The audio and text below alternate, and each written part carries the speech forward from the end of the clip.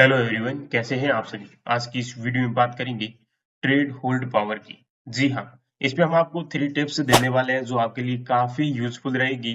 अगर आप इन 3 टिप्स को यूज करते हैं तो मैं आपको लिख के देता हूँ, कहीं ना कहीं आप एक प्रॉफिटेबल ट्रेडर बन सकते हैं। ठीक है, तो इसके लिए आपको क्या क्या करना होगा मार्केट में। दोस्तों, सबसे पहले तो आपको मार्केट को समझना आना चाहिए। मार्केट में धैर्य रखना, डिसिप्लिन रखना बहुत जरूरी है। ठीक है, और ये जो सबसे पहला पॉइंट हमारा रहेगा कि ट्रेड को लेने से पहले सब कुछ कंफर्मेशन होना बहुत ही जरूरी है। देखिए, हम जब भी कोई भी मार्केट में ट्रेड को बाय करने की सोचते हैं, तब हमें ये सारा कुछ फिक्स करना होगा कि ये ट्रेड हम इस लेवल पे बाय करेंगे, यहाँ से इस कैंडल का ब्रेकआउट आएगा, तब हम इस कैंडल को बाय करेंगे, और इसके बाद हमारा जो टारगेट है वो इस स्विंग तक का रहेगा। ठीक है, ये टारगेट आपको मार्केट में लेके चलना होगा। जैसे कि मैं आपको एक एग्जांपल के तौर पे समझाता हूँ। अभी मार्केट ओपन यहाँ पे एक हाई कैंडल पे होता है और यहाँ से हम एक ट्रेड लाइन को ड्रॉ करते हैं। ठीक है, तो हम इस ट्रेड लाइन को ड्रॉ करते हैं तो हमारी यहाँ पर एक ट्रेड लाइन ब्रेकआउट होती है। देखिए, हमारी स्ट्रेटजी क्या है, सिंपल है। हम यहाँ पर 3 स्टेप यूज करते हैं: लेवल, एक्सपोनेंशियल मूविंग एवरेज और ट्रेड लाइन।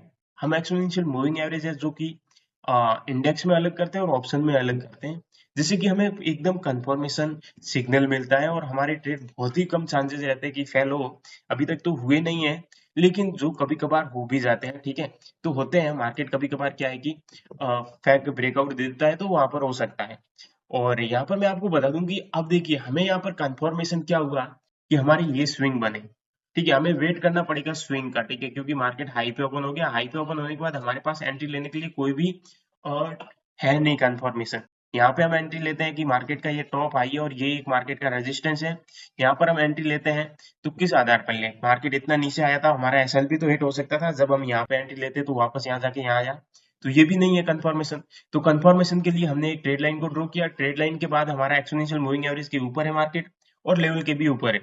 अब यहाँ पर जब ब्रेकआउट आया तो हमने ऑप्शन में जाके देखा, तो हमारा ऑप्शन क्या कहता है। तो यहाँ पर हम अपने ऑप्शन में आ गए और ऑप्शन में देखे तो मार्केट यहाँ पे ओपन हुआ है, बड़ी कैंडल बनाई। इसके बाद में हमने यहाँ पर भी एक ट्रेड लाइन ड्रॉ की, और यहाँ पर इस कैंडल से हमने ट्रेड लाइन ड्रॉ की, क्योंकि ये हमें परफेक्ट स्विंग लग रहा था। और इस स्विंग के बाद में मार्केट में यहाँ पर ब्रेकआउट आया, और इस ब्रेकआउट के बाद में यानी कि ये 332-33 के अराउंड हमने कॉल बाय की थी, 20 पॉइंट के एसएल के साथ मात्र। ठीक है, और यहाँ पर आप देख पा रहे हैं कि 700 का टारगेट, यानी कि हमें यहाँ पर 70 पॉइंट का नॉर्मली टारगेट लेकर मार्केट में चलना था।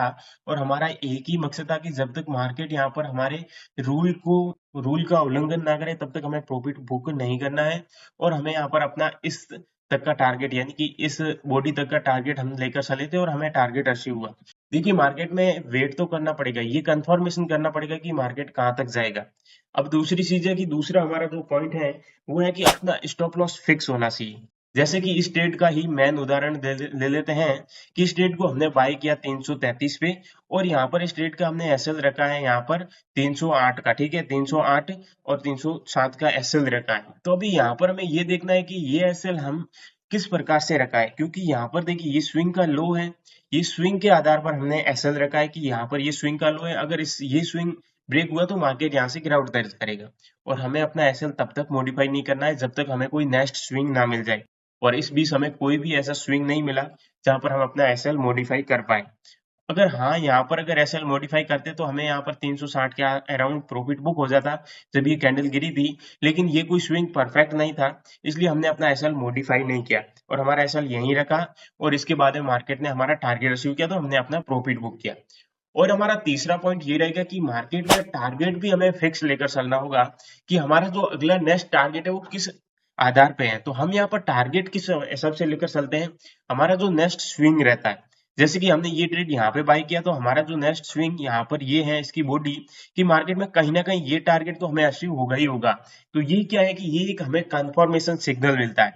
अब देखिए, मैं आपको एक चीज बताता हूँ कि मार्केट में हमने एंट्री लेने के बाद हमारे माइंड में नेगेटिव थॉट कब कब आते हैं। जब हमने यहाँ पे एंट्री ली थी, ये ग्रीन कैंडल बनी, ये वापस रेड कैंडल बन के फिर ग्रीन बनी, ये यहाँ ऊपर जाके फिर यहाँ पर मार्केट में रेड कैंडल बनी, और ये रेड कैंडल बन गई। अब यहाँ पर ही लोग कंफ्यूज हो जाते हैं। जब ये रेड कैंडल बनी, ये रेड कैंडल बनी, तो यहाँ पर लोग कहते हैं कि यार एग्जिट कर लेते, क्या पता मार्केट प्रॉफिट देगा या फिर नहीं देगा, क्या पता मार्केट हमें लॉस दे। देखिए, मार्केट कभी भी ऐसा नहीं करता है कि मार्केट सीधा ऊपरी-ऊपर भागने लगता है। मार्केट कभी भी धीरे-धीरे जाएगा। जब भी अप मूवमेंट होगा, डाउन मूवमेंट होगा, मार्केट धीरे-धीरे जाएगा। ठीक है? तो मार्केट में आपको सपोर्ट, रेजिस्टेंस पहचानना बहुत ही ज़रूरी है। बाकी मार्केट में कुछ भी यहाँ पर इंडिकेटर काम नहीं करते हैं।